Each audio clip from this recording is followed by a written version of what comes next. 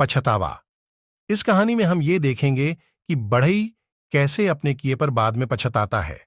बाद में उसे एहसास होता है कि काश मैंने ये पहले किया होता तो अच्छा होता। जब अपने किए पर पछताने का कोई भी मतलब नहीं रहता है, तब वो मन ही मन बहुत परेशान हो जाता है। एक 61 साल का बढ़ई था। वो 41 साल से जॉब कर रहा था। अब उसे जॉब करने का मन नहीं था। वो अब उसकी इस बची जिंदगी को अपने बच्चे और पोते के साथ घर पर रहकर बिताना चाहता था। उसने अपने बॉस से कहा कि मैं कल से जॉब नहीं करूंगा, मुझे निवृत्ति चाहिए, क्योंकि अब मुझे घर पर अपने परिवार के साथ शांति से रहना है। बॉस ने कहा कि अच्छा, ठीक है, पर जाने से पहले तुम्हें एक आखिरी प्रोजेक्ट पर काम करना होगा, क्योंकि मुझे लगता है कि तुम ही इस प्रोजेक्ट में अच्छा काम कर सकते हो। ये प्रोजेक्ट हमारे लिए बहुत ही बड़ा और महत्वपूर्ण है। इस प्रोजेक्ट के खत्म होने पर हम सभी तुम्हें अच्छे से निवृत्ति देंगे। बढ़ई ने बोला, अच्छा ठीक है, मैं काम करने के लिए तैयार हूं।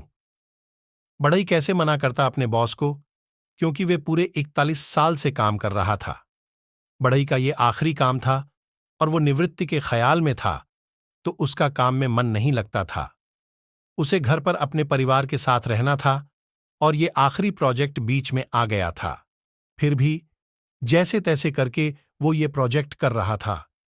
ये घर बनाने के प्रोजेक्ट में उसने हर एक लकड़ी की खुदाई बिना मन से की थी।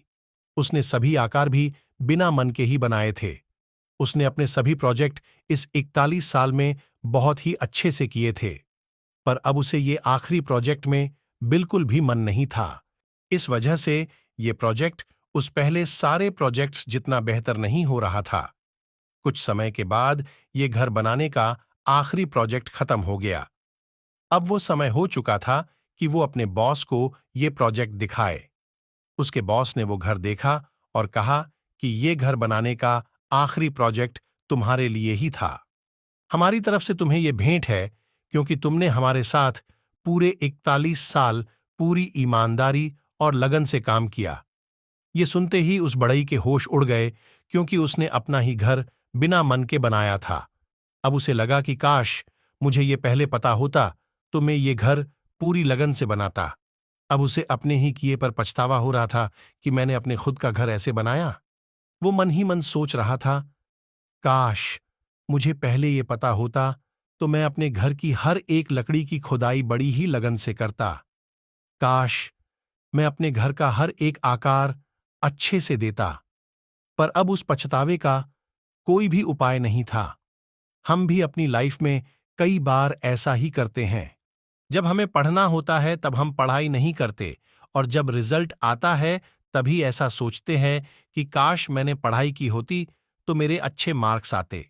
हमें जो जिस समय पर करना होता है वो हम नहीं करते हैं और बाद में पछताते हैं जब उसका कोई मतलब नहीं होता है।